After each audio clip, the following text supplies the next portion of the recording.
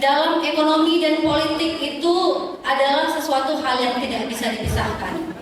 Karena sering sekali kita dihadapkan bahwa kehidupan ini sangat bersentuhan dengan politik dan ekonomi. Kebijakan, bahwa semua hajat hidup orang banyak itu ditentukan oleh kebijakan. Ibu-ibu mau beli beras, ibu-ibu mau beli gula, ibu-ibu mau beli makanan, semuanya kebutuhan ditentukan oleh kebijakan politik. Maka dari itu nanti kita akan minta pendapat dari Ibu Sarah bagaimana peran perempuan dalam politik. Afirmasi 30% apakah ini sudah mencukupi, dan bagaimana perempuan dalam politik juga melihat strategi ekonomi ini bisa menjadi salah satu strategi yang diandalkan, baik itu berbasis ekonomi kreatif, UMKM ataupun koperasi nanti dari Ibu perwakilan. Kepada Ibu Sarah saya persilakan. Baik, terima kasih. Assalamualaikum warahmatullahi wabarakatuh. Ini udah pada sarapan semua kan? Assalamualaikum warahmatullahi wabarakatuh.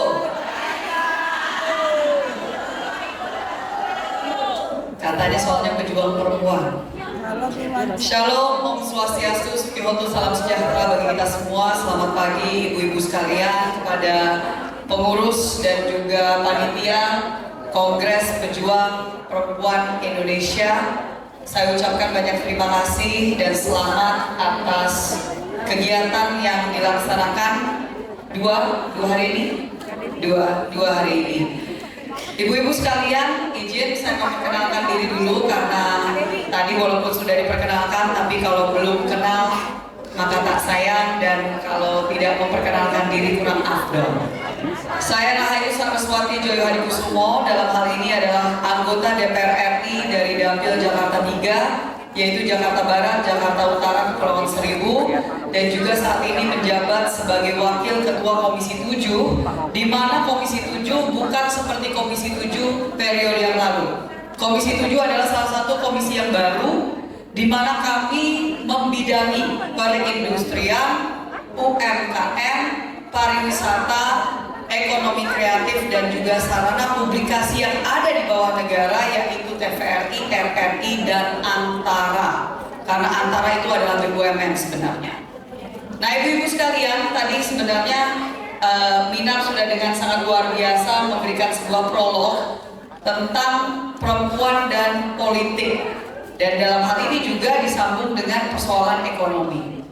Karena satu hal ibu-ibu, kalau misalkan tadi ya saya mendapatkan apa yang disampaikan oleh Minar, bahwa apapun yang kita lakukan pasti ada kaitannya dengan politik, suka nggak suka, mau nggak mau. Ibu-ibu di sini, kalau misalkan ada yang mungkin pengusaha UMKM, banyak tadi saya melewati di luar booth-booth. UMKM bisa apa aja? Mungkin punya usaha kuliner, ada yang mungkin punya usaha bakso, soto, atau mungkin ada yang punya usaha konveksi, atau bisa jadi tukang jahit. Apapun itu ibu-ibu, pasti ada kaitannya dengan politik, karena kebijakan yang membuat apakah ibu-ibu bisa berusaha dengan baik, dan bagaimana itu kaitannya dengan pajak, itu semuanya di politik. Bagaimana ibu-ibu mungkin sebagai single parent, sebagai ibu rumah tangga yang harus membesarkan anak-anaknya tanpa dukungan dari suami, atau mungkin suaminya bekerja tapi dengan zaman sekarang gak mungkin pendapatan hanya dari satu pihak saja. Itu semuanya bisa mendapatkan kredit dari bank tanpa adanya tanda tangan dari suami, itu kebijakan adanya di politik. Itu kenapa saya akan buka dengan bahwa selama yang ada di legislatif yaitu DPRD maupun DPR RI masih mayoritasnya laki-laki yang belum mungkin punya pemahaman tentang apa yang perempuan harus lalui, pasti kebijakannya akan ada hal-hal yang tidak sesuai. Contoh, saya kasih contoh pokoknya sangat sederhana aja, karena saya pernah mendengar ini dari salah satu mentor saya, Bu Lis Markus. Beliau bilangnya gini, bayangkan kalau misalkan pemerintah membuat sebuah jembatan untuk menyeberangi jalan. Ini kalau Jakarta tuh banyak tuh, jembatannya tinggi untuk nyebrang jalan besar. Di Sudirman banyak. Tapi bayangkan kalau misalkan membuat dengan perspektif hanya dari satu pihak, tidak memikirkan bagaimana untuk melihat dari perspektif ibu hamil atau lansia atau penyandang disabilitas. Jadi pembangunan infrastruktur hanya akan menggunakan perspektif non-inklusif. Jadi satu hal yang tadi saya juga mulai buka, perempuan juga jangan sampai hanya menggunakan kata isu perempuan, seolah-olah isu perempuan itu hanya milik perempuan. Saya berharap ibu-ibu yang ada dalam ruangan ini bukan menjadi perempuan yang istilahnya oke, kita memperjuangkan isu perempuan, tapi nggak paham isu itu apa. Karena percayalah ibu-ibu, saya punya banyak rekan dalam perjalanan saya di politik praktis selama 10 tahun, dan ini 2 kalinya saya, periode kedua saya menjabat sebagai anggota DPR. Terima kasih, nggak mudah, sangat mahal, dan butuh tenaga yang ekstra. Ibu-ibu, dalam perjalanan saya dari politik selama lebih dari 10 tahun, saya punya banyak pengalaman di mana maunya kita bisa bagi tugas sama teman-teman. Kan makanya ada komisi-komisi. Nggak semua yang kaitannya sama ibu-ibu jadi koperasi, itu bukan di komisi 7. Karena sekarang koperasi dengan Kementerian UMKM sudah dipisah. Jadi saya banyak dapat, Bu, tolong memperjuangkan ini, padahal itu gak ada kaitannya sama komisi saya. Maunya di setiap komisi ada atau enggak itu yang namanya perempuan di situ, tetap membuat kebijakan yang dengan menggunakan perspektif inklusivitas. Tetapi realitanya, Bu, perempuannya ada di situ, belum tentu perempuannya paham soal isu perempuan. Jadi saya di sini mau mendorong, ini sudah sejak beberapa bulan yang lalu, saya mendorong untuk kita jangan melihat isu perempuan sebagai hanya isu perempuan. Karena isu perempuan adalah isu kemanusiaan. Bicara tentang masa depan bangsa, gak mungkin gak bicara tentang perempuan. Yang melahirkan siapa? Yang melahirkan, mohon maaf, setahu saya laki-laki belum bisa melahirkan. Jadi kalau misalnya kita bicara misalnya tentang isu stunting, itu bukan hanya persoalan anaknya, tapi ibu hamilnya. Kalau bicara ibu hamil itu bicara perempuan.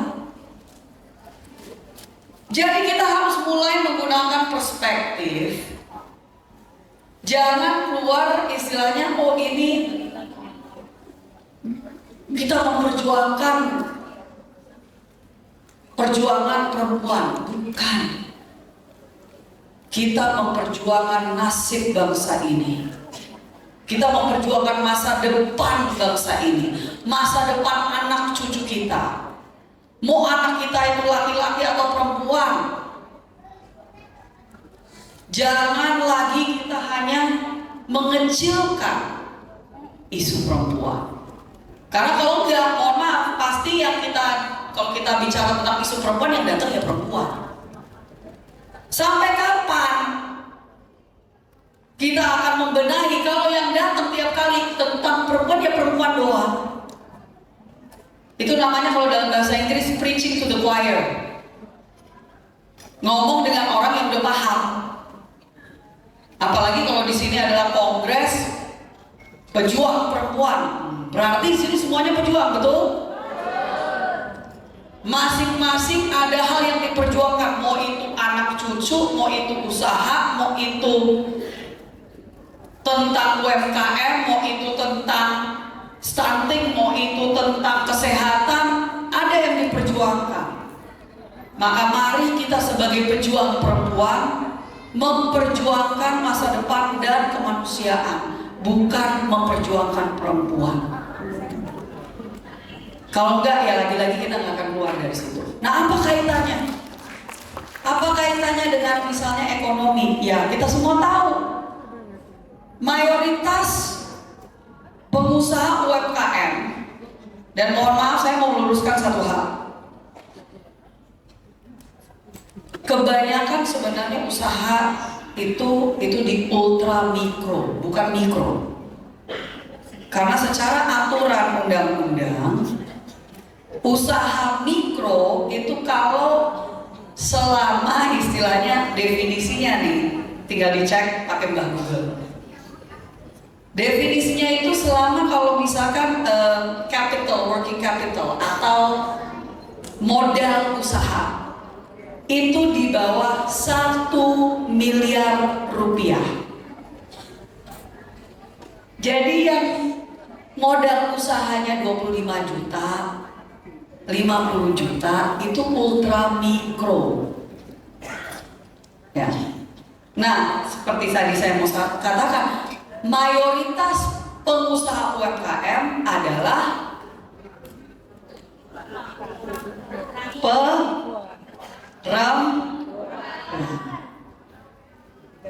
kalau tadi jawabannya ultra mikro itu juga nggak salah. Tapi itu kebanyakan perempuan. Dan artinya apa? Ya, home industry. Jadi yang mau buka warung depan rumah, buka usaha catering dari rumah, itu masuk di dalam situ. Tapi intinya ibu-ibu sekalian, kalau mau masuk ke politik, karena sekali lagi semua kebijakan yang kaitannya adalah dengan hidup dan hajat orang banyak itu adanya di politik. Tapi kalau mau masuk ke politik harus siap dengan realita bahwa itu mahal sekali. Dan artinya apa? Harus minimal harus mandiri. Kita terlalu banyak, dan saya selalu menyampaikan, dan silahkan kalau mau caci maki saya soal ini, tapi ini pemikiran saya pribadi. Saya melihat bahwa secara antropologi, karena saya suka sekali pelajaran antropologi dan sosiologi, kita melihat di mana-mana di Indonesia kenapa money politik itu tinggi sekali dan akhirnya membuat biaya untuk maju sangat mahal. Karena percayalah, saya tuh kalau di dapil itu waktu kampanye, pernah saya kasih yang namanya kartu nama, ditanya sama ibu-ibu, Bu, geseknya bisa di mana, Bu? Ada yang secara terbuka, ibu-ibu lagi juga bilang, Bu, sembakonya mana, Bu? Ini realita. Jadi saya pemikiran, wah, sepertinya masyarakat Indonesia mayoritasnya belum keluar dari mindset kolonial. Dan kolonial itu artinya apa? Maksud saya zaman dulu itu kan banyak kerajaan. Dan pada saat masa kerajaan, masyarakatnya itu berpikir bahwa mereka bersandar kepada kebijakan dari raja dan priainya. Kalau dia kesulitan, dia tinggal ke raja atau priainya, tinggal bilang, mohon tolong. Kita ini udah demokrasi. Dengan demokrasi artinya semua punya tanggung jawab atas dirinya sendiri. Yang dimana mindset seperti ini wani piro, mindset tolong bantu saya itu udah nggak zamannya lagi. Iya, saya sudah sering dihantam, dibilang, wah ibu kan soalnya anaknya siapa, keponakannya siapa, nggak pernah sulit. Siapa bilang? Nggak perlu saya buka semua curhat di sini, tapi pokoknya intinya saya yakin semua di sini nggak ada yang tidak pernah kesulitan dalam hidupnya. Jadi mari ibu-ibu nomor satu kita dukung satu sama lain. Women support women. Saya tuh sedih waktu kemarin viral tuh saya bawa anak saya ke kantor. Bukannya didukung, wah hebat. Kenapa melihat ada politisi di EU, di Eropa bawa anaknya menyusui pas di masa sidang. Emangnya politisi-politisi perempuan sebelum saya nggak begitu? Harus. Dan bagi saya bawa anak saya ke kantor, bawa dia duduk bareng sama saya di sidang, dengan catatan dianya nggak rewel, itu supaya apa? Mereka anak saya dari anak saya yang laki-laki, karena 2 anak laki-laki, 1 anak perempuan, nggak ada satupun dari mereka nggak tahu kalau perempuan itu nggak bisa. Dari mereka kecil, dari mereka bayi, tahunya perempuan bisa karena mereka selalu melihat ibunya bisa. Ibu-ibu, gak usah kita minta untuk tokoh lain, kita ini tokoh di rumah kita sendiri. Apa yang anak-anak cucu lihat, itulah yang akan mereka tiru. Jadi saya selalu bilang kepada adik-adik didik saya, hati-hati pilih jodoh.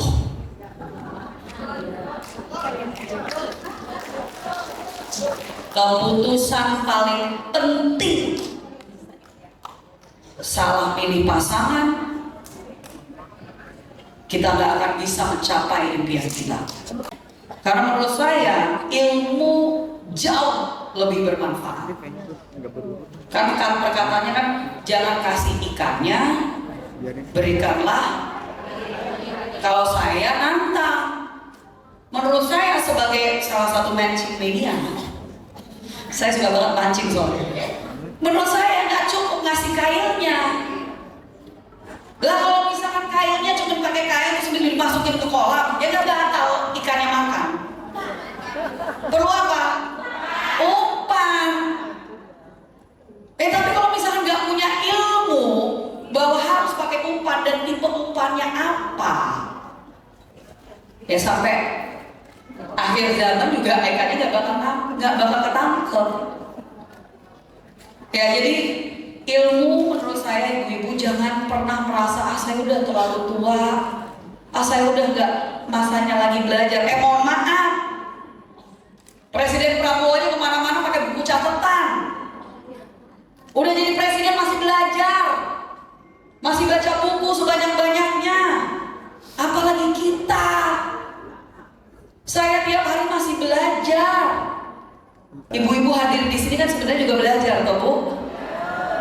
Dapat ilmu baru yang mungkin kemarin nggak tahu, gitu ya. Jadi, kembali lagi kepada tantangan. Jujur tantangan terbesar adalah yaitu satu. Jadi ada beberapa, tapi mungkin saya rumuskan ke 3 yang terbesar. 1, penghakiman dari sekitar. Kita mau melakukan yang baik, dihakimi. Gak melakukan apa-apa, dihakimi. Makanya tadi saya bilang, ayo kita berhenti saling menghakimi dan mari kita mulai lebih mendukung satu sama lain. Kalau kita, biasanya kan dibilang, bersatu kita teguh, bercerai kita runtuh. Nggak usah mikirin soal kondisi negara deh. Biar itu presiden yang mikir, memang tugasnya dia. Mikir aja gimana supaya kooperasinya bisa jalan, mendukung satu sama lain, bikin kooperasi minimal untuk di daerahnya sendiri, di desanya sendiri. Yang penting supaya apa? produk gue bisa lu jual, produk lu gue jual. Ya dong, ngapain harus cari toko-toko satu sama lain, pokoknya jualan produknya. Si keripik yang si A dijual di tokonya si B, aksesorisnya si B dijual di A, dan semua yang lain itu namanya koperasi. Di negara seperti Swiss, ibu-ibu, toko-toko terbesar swalayan itu koperasi, Migros dan Co-op. Jadi tokonya tuh bukan punyanya swasta, itu koperasinya rakyat. Masa kita juga nggak bisa,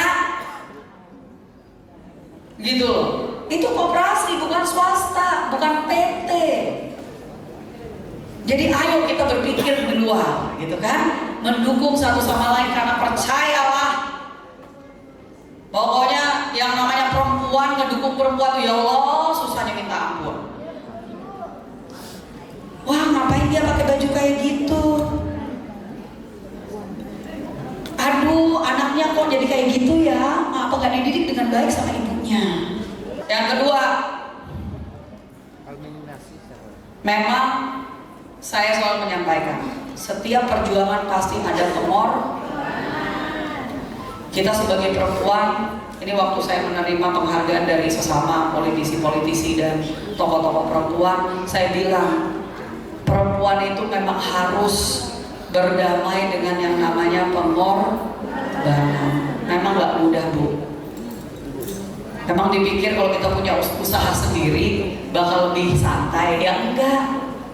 Memang hanya orang-orang tertentu, mau itu perempuan atau laki-laki, yang punya what it takes, yang punya kreativitas, adaptabilitas, kegigihan untuk bisa menjadi pengusaha. Tapi yang siap untuk masuk ke politik gak banyak. Dan itu kaitannya sebenarnya dengan 3 hal. Satu, budaya. Tadi saya udah ngomong panjang lebar soal budaya. Bagaimana anaknya yang mau berusaha supaya bisa mandiri, bahkan punya duit banyak, gak didukung sama ibunya sendiri. Karena dianggap kan, nanti gimana kalau gak punya suami, gimana kalau nanti gak punya anak, aduh mama kapan punya cucu. Mindset itu, mohon maaf, sampai selamanya kalau terus-terus kayak gitu, gak bakal kita ada perempuan lebih dari 25%, gak bakal. Sekarang aja dengan segala upaya yang kita lakukan, saat ini baru 22% di DPR RI. Ya, koperasi nanti silakan, UMKM juga nanti bisa dengan Kementerian UMKM, kan kemarin juga ada, dan Kementerian UMKM akan mempersiapkan platform, ya, menyatukan semua data UMKM. Jadi yang mau buka usaha UMKM baru atau ultramikro baru itu nanti semua bisa lewat platform ini. Untuk mendapat apa? NIB. Dari situ pendanaan dari KUR atau pinjaman dari bank itu juga bisa lewat situ. Smesco juga, gedung Smesco yang di Gatot Subroto lagi diperbaiki supaya itu jadi co-working space untuk semua UMKM yang mau untuk daftar, mendapatkan pendanaan dari bank dan seterusnya. Itu nanti ada one stop shop. Itu yang sedang kami dorong dan akan dipersiapkan tahun ini. Nah, termasuk juga nanti akan semuanya pokoknya yang kaitannya dengan usaha itu nanti difasilitasi di situ. Dan saya tahu untuk yang usahanya kaitannya sama AMDAL, aduh itu saya tahu. Saya ini kemarin soalnya waktu datang ke persepatuan, industri persepatuan di Sidoarjo, itu kami juga sudah dapatkan masukan tentang itu, kami sampaikan juga ke LH. Nah ini mudah-mudahan nanti dari Kementerian Lingkungan Hidup bisa mempercepat proses tersebut.